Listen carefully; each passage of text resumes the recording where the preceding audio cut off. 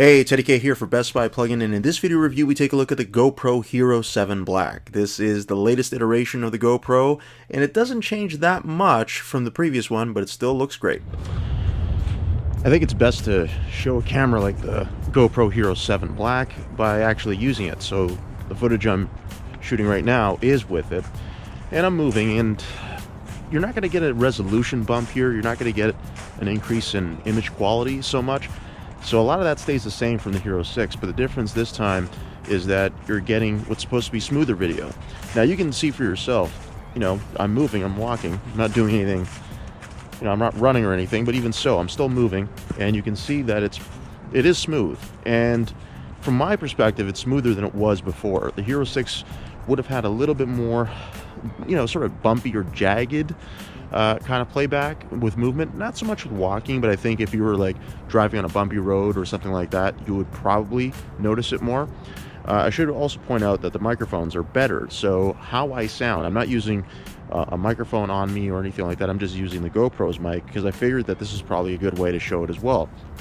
Now, you can make the determination your own, especially if you've used the Hero 6 or the Hero 5 before. But to me, the Hero 7 seems to pick up sound a little bit better, especially when it comes to ambient sound, but even more so with voices. Stability is the primary focus here, so that doesn't mean that image quality is worse as a result. It's just more of a complement to what was already good to begin with. So smoother footage is one of those things that I think GoPro users have wanted for a very long time. And even if you're not a GoPro user, you've never used it before, I think it's something that even you would appreciate. I mean, just think of shooting video with your smartphone and, you know, it's all shaky and stuff like that. The GoPro is trying to eliminate that, and this is probably the best they've ever done in doing that. Now, moving around and navigating the interface is going to be a little different.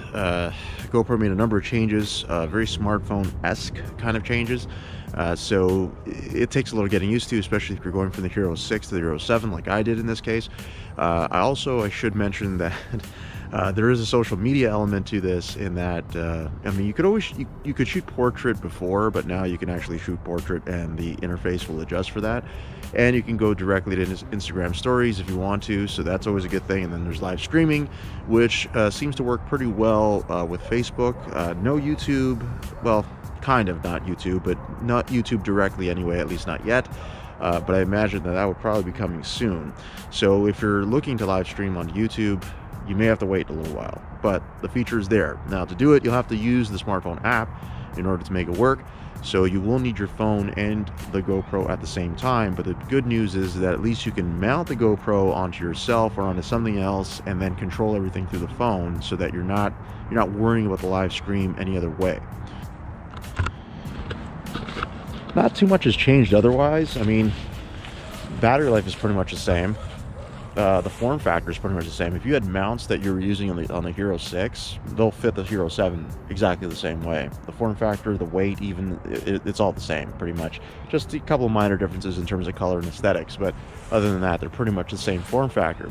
So battery life, again, same thing. I would totally recommend getting a second battery. One probably will not last you very long, especially if you're shooting in 4K. That's the one downside, I think, with using a camera that is this packed.